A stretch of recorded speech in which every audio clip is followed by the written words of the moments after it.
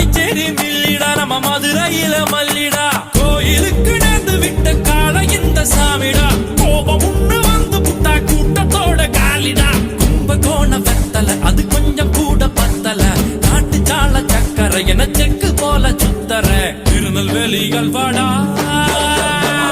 Trichy Malai கோட்டடா